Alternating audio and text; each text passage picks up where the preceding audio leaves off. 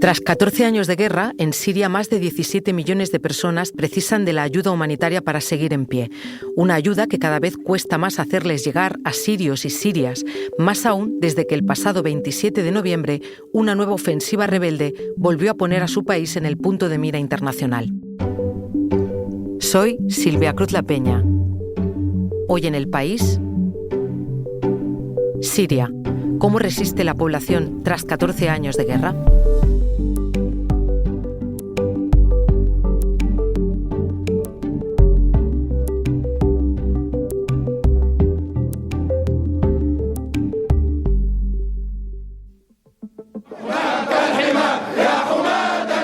Escuchas un vídeo de 2010.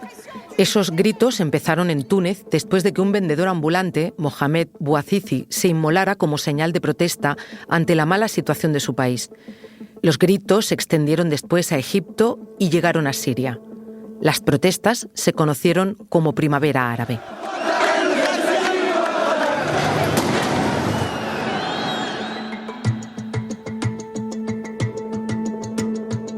En Siria explotó en 2011 y la represión del dictador Bashar al-Assad fue durísima, tanto que se convirtió en el punto de partida de una guerra civil que en 2012 ya tenía al ejército libre sirio realizando ofensivas en varias zonas del país, donde además las milicias kurdas también se añadieron con reclamaciones territoriales históricas, aunque sin tomar partido ni por los rebeldes ni por el régimen.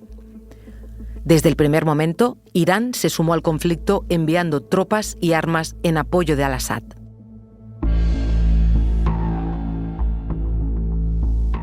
En 2013 se intensificaron los combates y los rebeldes lograron victorias por todo el país. Por si la situación no fuera suficientemente complicada, apareció en escena el Estado Islámico, lo que provocó la entrada de Estados Unidos en Siria para combatirlo. Para hacerlo, armaron también a las milicias kurdas. Mientras, el avance yihadista parecía imparable. En ese momento, al-Assad pidió ayuda a Vladimir Putin, debido a la presión de los rebeldes sobre Damasco, iniciando así una campaña de bombardeos contra numerosas ciudades. Y también se denunció el uso de armas químicas.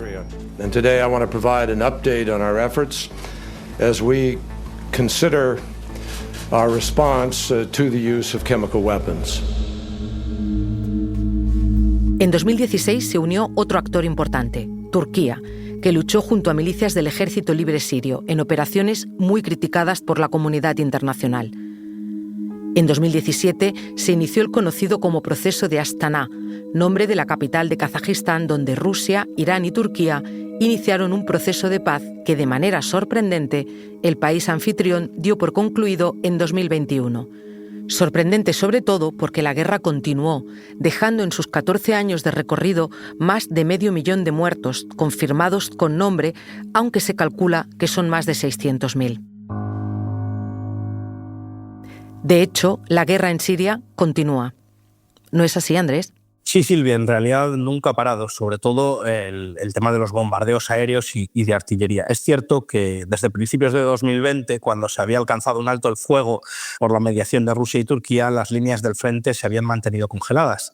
Pero la semana pasada, el 27 de noviembre, el grupo salafista Hayat Tahrir al-Sham y otras facciones rebeldes lanzaron una ofensiva sin precedentes que les ha llevado a conquistar todo el noroeste de Siria, incluida la segunda mayor ciudad del país, Alepo, y ahora avanzan hacia el sur. De momento, han duplicado el territorio que tenían bajo su control hace una semana.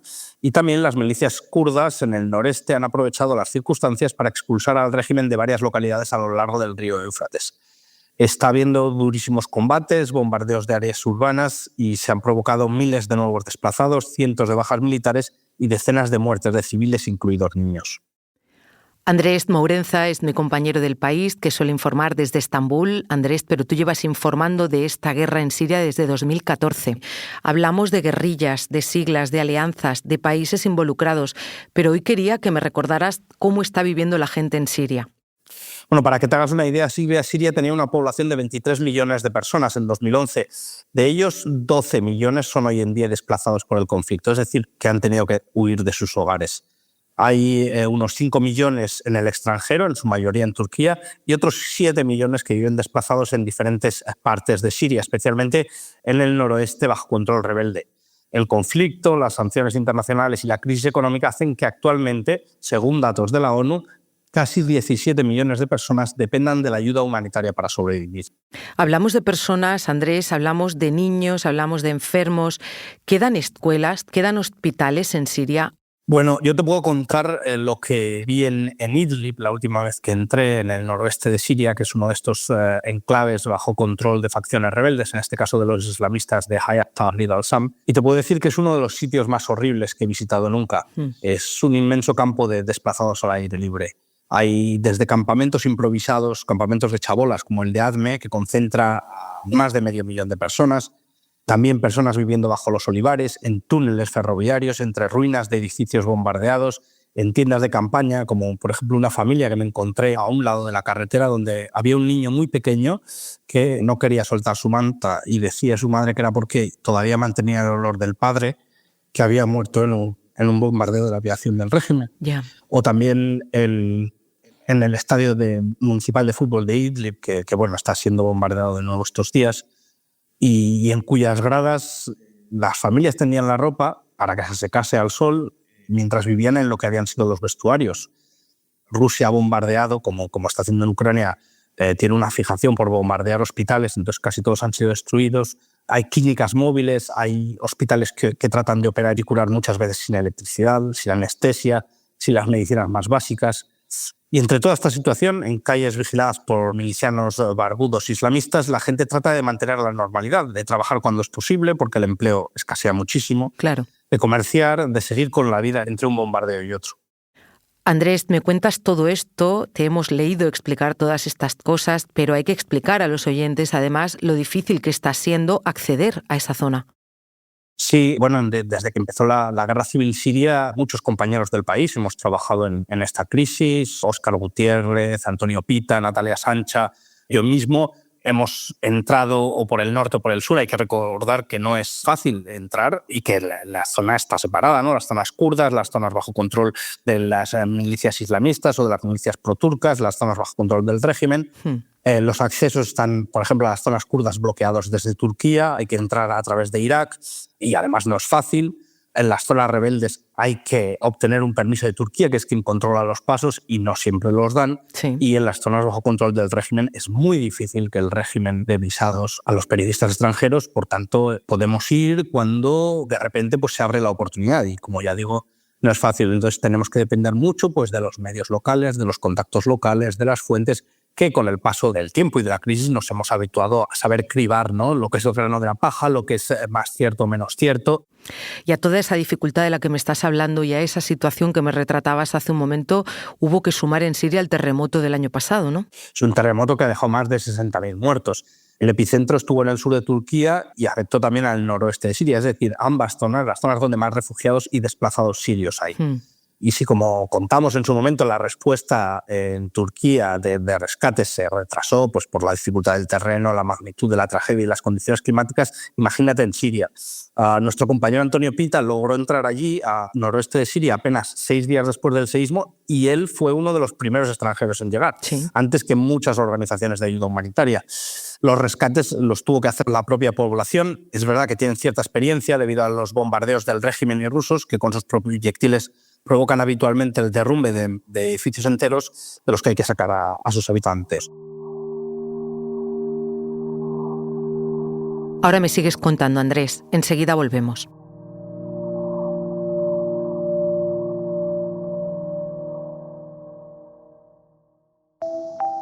Se cumplió un año desde que Javier Milei se convirtió en presidente de Argentina. Por ese motivo, Anfibia y El País Audio estrenan la segunda temporada de Sin Control, el universo de Javier Milei. Estamos haciendo el ajuste más grande no solo de la historia argentina, sino el ajuste más grande de la historia de la humanidad. Un podcast documental de 6 episodios que analiza los primeros 12 meses de mandato del controvertido presidente. No hay plata. Ya disponible en todas las plataformas de audio.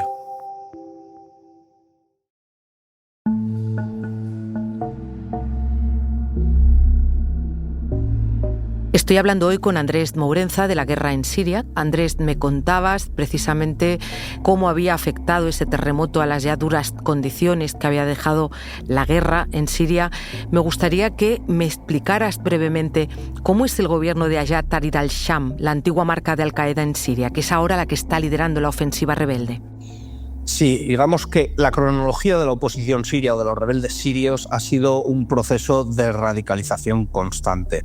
En parte porque el propio régimen de Bashar al-Assad jugó con ello desde el inicio, soltando a los islamistas más radicales de sus cárceles para que fuesen, digamos, radicalizando la oposición, porque no quería vérselas contra una oposición, digamos, laica, digamos, aceptable para la opinión pública internacional. Sin embargo, es verdad que Hayat Tahrir al-Sham, en cierto modo, ha ido copando los espacios de la oposición porque funcionaba con una jerarquía mejor y ha sabido construir una mejor administración en los territorios que controlaba que otros grupos de la oposición. Ha sido a través de la mano dura, pero, claro, en una situación tan difícil de guerra, de falta de acceso a alimentos, el que al menos haya puesto cierto orden cuando otras milicias y facciones pues, se dedicaban cuando no estaban guerreando en el frente a extorsionar a la población, pues eso le ha dado a Hayat Tahrir al-Sham un cierto aire de mejor gobierno, ¿no? ¿Y a qué se debe esa suavización, por decirlo de alguna manera? ¿En qué más lo nota la población? Es verdad que en los últimos años, buscando un poco mejorar su imagen y que obviamente lo retiren de las listas de organizaciones terroristas internacionales, algo que todavía no ha pasado, sigue estando en las listas de organizaciones terroristas, ha buscado una moderación, ¿no? Alejarse de esa imagen que tiene de vinculación con Al-Qaeda y parecerse más a lo que es Hamas, es decir, en Palestina, en Gaza. Un gobierno muy conservador, muy islamista, pero, por ejemplo, pues, ha buscado que se respeten los derechos de los cristianos. Ahora en Alepo se ha guardado mucho y ha exhortado a todos sus combatientes a que protejan a los cristianos. De hecho, el domingo pasado se celebraron las misas en Alepo sin ningún problema. También ha exhortado a que se proteja a la población kurda. Es decir, está buscando recuperar, digamos, el espíritu de la revolución de 2011 sin dejar por ello de ser una organización islamista radical. Eso no hay que olvidar. Andrés, tú mismo has nombrado Gaza. Quería preguntarte precisamente cómo influyen en esta guerra y en las condiciones de vida de la gente otras guerras que hay en marcha, la de Gaza, el Líbano o la invasión de Ucrania. Pues han tenido mucho efecto. Efectivamente, en Gaza y en Líbano, sobre todo en Líbano, la ofensiva israelí, los ataques israelíes han hecho que Hezbollah, la organización chií libanesa, que era una de las puntas de lanza para defender al régimen en Siria con sus combatientes sobre el terreno, pues haya tenido que desviar efectivos hacia Líbano, ¿no? a luchar contra la invasión israelí del sur del Líbano. Y también, pues obviamente, los bombardeos israelíes, que también se han extendido a Siria, en Irán, en Líbano, en Gaza, pues muchos operativos de, digamos, lo que los iraníes llaman el eje de resistencia, es decir, toda esta constelación de fuerzas que Irán utiliza para extender su influencia han resultado muy debilitadas.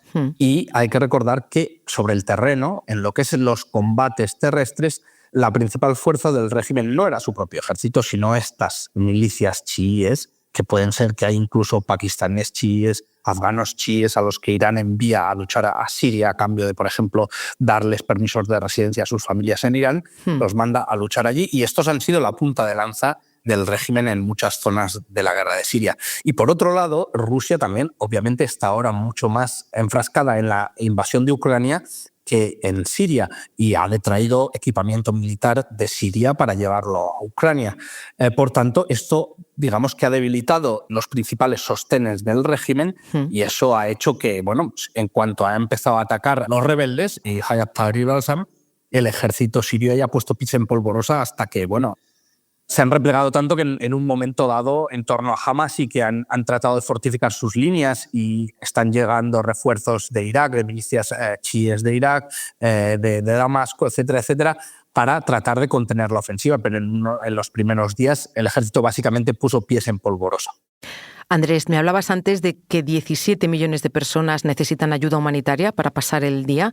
¿Está pudiendo llegar esa ayuda?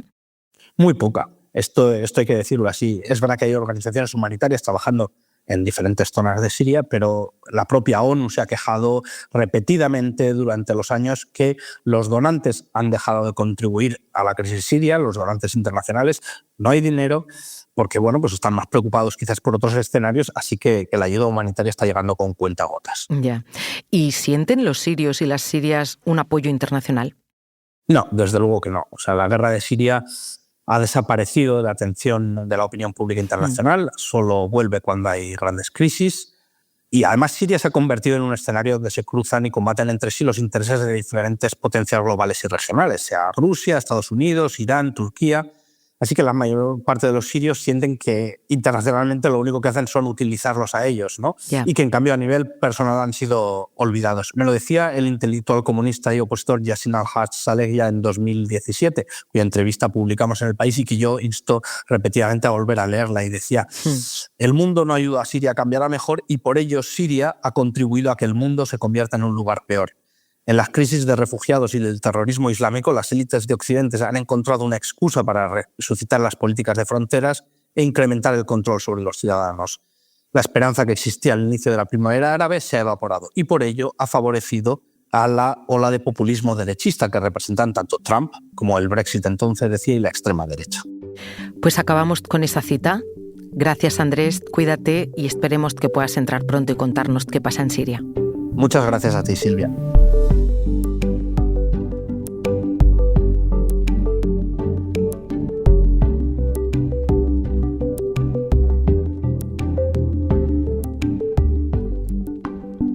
Este episodio lo ha diseñado Nicolás Chabertidis. La edición es de Ana Rivera. Yo soy Silvia Cruz La Peña y he dirigido este episodio de Hoy en el País realizado con Andrés Mourenza. Gracias por escuchar.